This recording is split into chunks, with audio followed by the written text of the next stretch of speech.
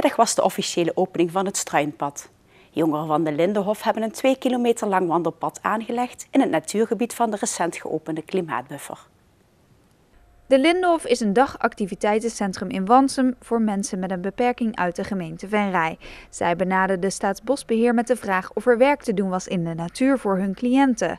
De eerste activiteit was het reinigen van een poel. Tijdens deze werkzaamheden kwam het idee om een wandelpad aan te leggen. In totaal zijn de cliënten een paar maanden bezig geweest. Ze zijn eerst begonnen samen met mijn collega Ralf, hebben ze het pad uitgezet in het bos. En vervolgens zijn ze het helemaal gaan vrijmaken. Een aantal bomen weggehaald, bramen weggehaald, helemaal vlak gemaakt. En nu kunnen mensen er mooi wandelen. Staatsbosbeheer heeft veel ervaringen met stichtingen zoals Mensana, Dichterbij en bijvoorbeeld de TBS-kliniek de Rooise Wissel. De samenwerking tussen Staatsbosbeheer en de Lindenhof was een bijzonder project voor beide. Wij hebben een hele hoop klussen liggen in de natuur. Kleine klussen, grote klussen, werkzaamheden. En de Lindenhof kan die klussen zelf invullen wanneer ze dat hun het beste uitkomt. En wanneer het met hun mensen het beste uitkomt. Die samenwerking verliep eigenlijk heel erg soepel. Omdat Staatsbosbeheer heel veel aanbod heeft in werk. Ook een diversiteit aan werkzaamheden. Maar ook geen druk uitoefent op ons als instelling om met cliënten het bos in te gaan of andere werkzaamheden te verrichten. In totaal hebben zo'n 15 cliënten meegewerkt aan het wandelpad. Niet iedereen was meteen enthousiast toen met het project werd begonnen, maar dit veranderde al snel.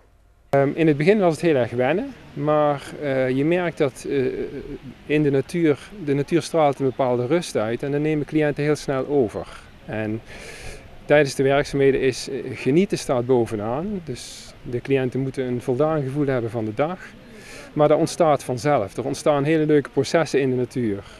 Van samenwerking, maar ook van het enthousiast worden door wat ze zien, door wat ze voelen. Dus meer gericht op beleving. Jasper Holtakkers is cliënt bij de Lindenhof. Hij heeft hard meegewerkt in het natuurgebied van de klimaatbuffer om een wandelpad te creëren. Wat hebben jullie hier allemaal gedaan? Nou, de pad vrijmaken en zo. Hoe doe je dat? Nou, bijvoorbeeld takken afzagen. Hoe vind jij het om in de natuur te werken? Ja, het is lekker gezond als het niet te erg stinkt. Hoe bedoel je, niet te erg stinkt? Nou, soms als er koeien in de buurt is, dan bijvoorbeeld, dat nogal dan af en toe eventjes kan stinken.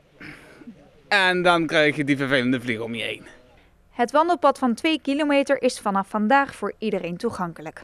Mocht u het leuk vinden om deze ook te bewandelen, de start is aan de Berkenstraat tussen Blitterswijk en Meerlo, schuin tegenover de visvijver. Zondag 16 juni gaat de documentaire Verstand op Nul in première in Schouwburg-Venray. Verstand op Nul gaat over 4 mensen met een licht verstandelijke beperking. Documentairemaker Ruud Lense uit Horst heeft een jaar lang 4 mensen met een verstandelijke beperking gevolgd en gefilmd. Een groot deel van de opnames heeft in Venray plaatsgevonden. Lense heeft 4 hoofdpersonen gefilmd en geïnterviewd tijdens hun dagelijkse bezigheden. Het proces van filmmaken was in eerste instantie nieuw en spannend voor de hoofdrolspelers. In het begin merk je dat ze toch onzeker zijn. We hebben eerst een aantal keren gefilmd tijdens hobby's en zo. En we hebben de interviews met opzet wat later gezet. Omdat ik dan iets meer een band zou hebben met de hoofdpersonen. En in de interviews zijn ze super openhartig geweest. En vertellen ze echt over hun verleden, maar ook over het nu en hun dromen en hun doelen. Dus dat is heel mooi.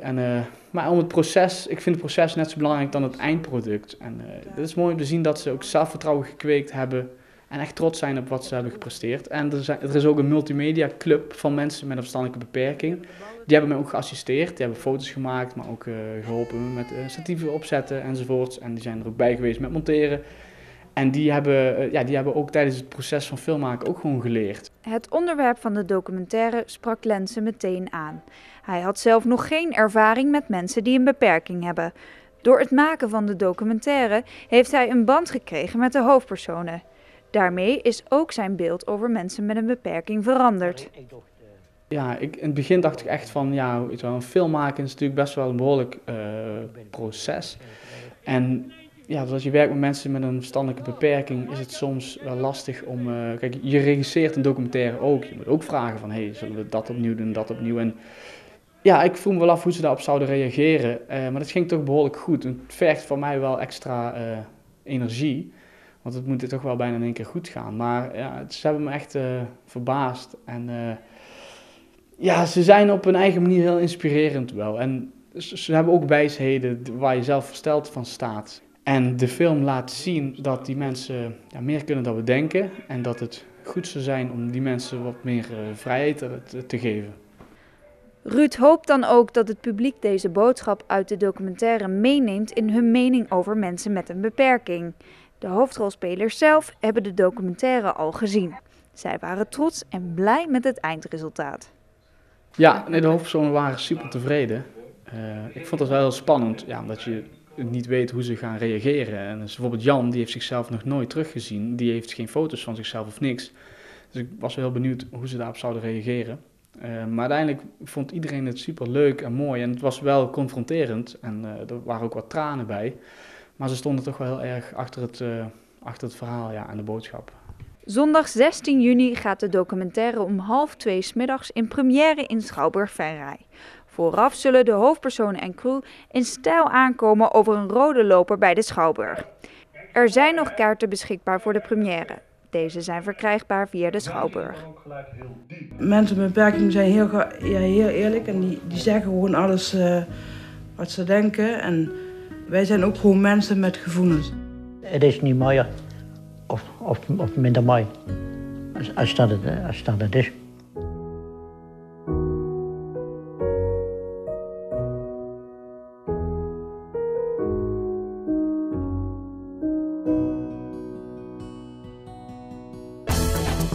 Centrum Westmidden heeft een wijkraad. Zondag 2 juni is de officiële opening van deze wijkraad. Het gebied van Westmidden loopt van de Merselozeweg tot en met de Langstraat tussen de Langeweg en de Westsingel. In dit gebied is al jaren geen wijkraad meer actief geweest. Maar door de buurtbewoners zelf is hier verandering ingebracht. Voor een jaar of 2 geleden hebben met name hier wijkbewoners rondom hier de Kemp hebben een initiatief opgenomen om dus hier een speelveldje dus weer nieuw inhoud te geven. Want het was eigenlijk gezegd langzaamaan aan het verwilderen geraakt. Aan de andere kant, zo praat ik over met name dus een beetje in het zuidelijke gedeelte van de wijk. Er was met name een klankbordgroep opgericht toen dat tijd vanwege een nieuw bestratingsplan.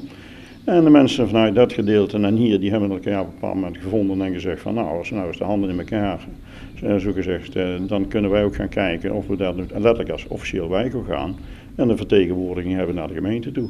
In het gebied Westmidden wonen veel ouderen, maar er komen ook steeds meer jongeren bij.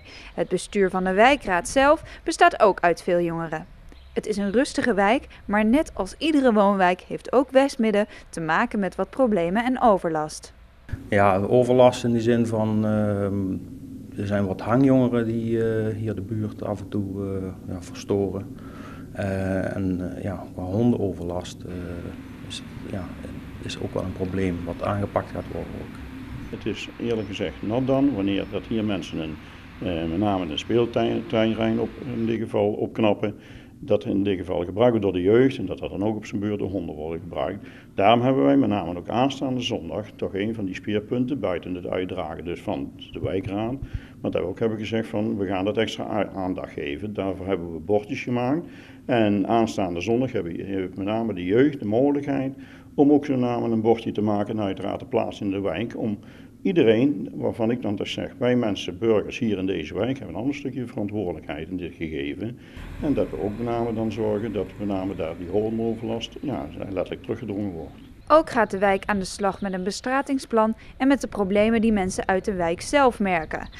De wijkraad vergadert in de voormalige basisschool De Kemp. Dit is een verouderd gebouw. De wijkraad hoopt dan ook in de toekomst een goed wijkcentrum te krijgen. Ik ga niet meteen zeggen dat het steekt, dat je op andere plaatsen ziet dat er bij wijze van spreken ruzieloos maar gebouwen uit de grond worden gestampt. Hè. Wij moeten ons eigenlijk natuurlijk hier bewijzen.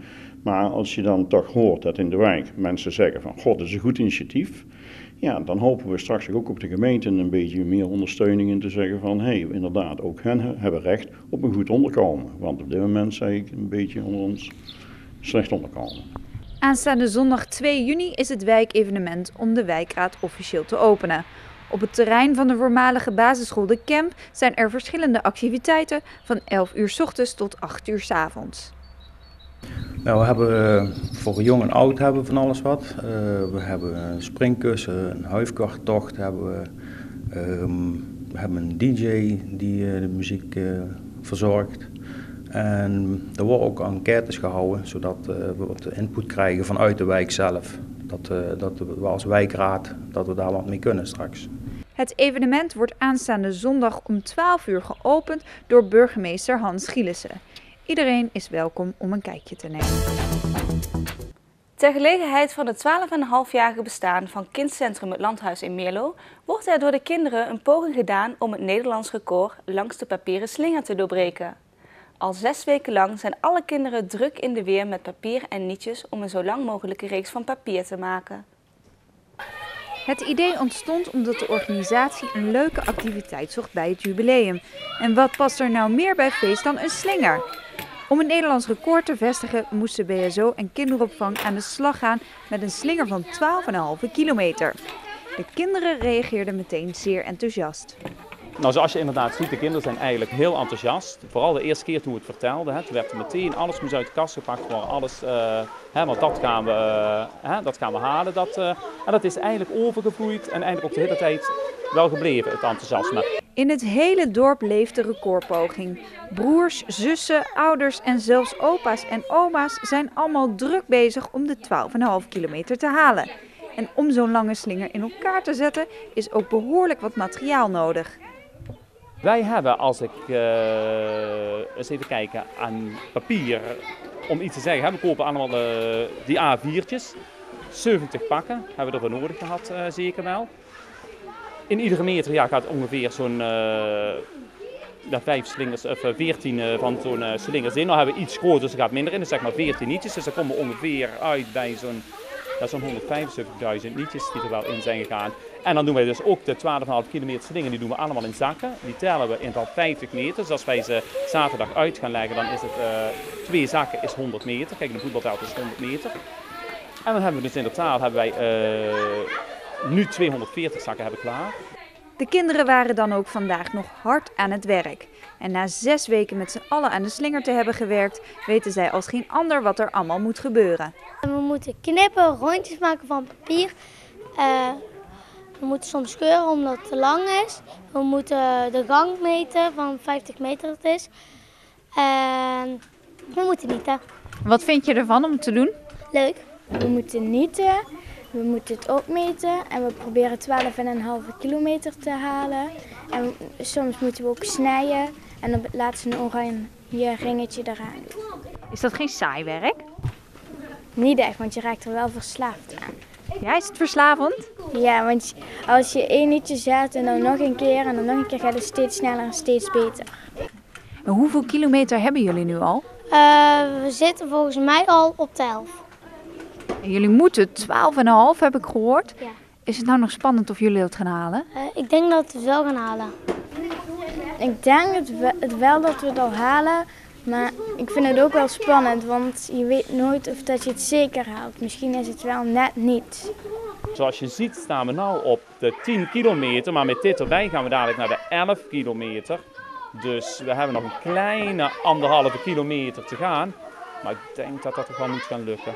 Of dat daadwerkelijk gaat lukken, dat wordt morgen om 12 uur 's middags in Meerlo bekendgemaakt.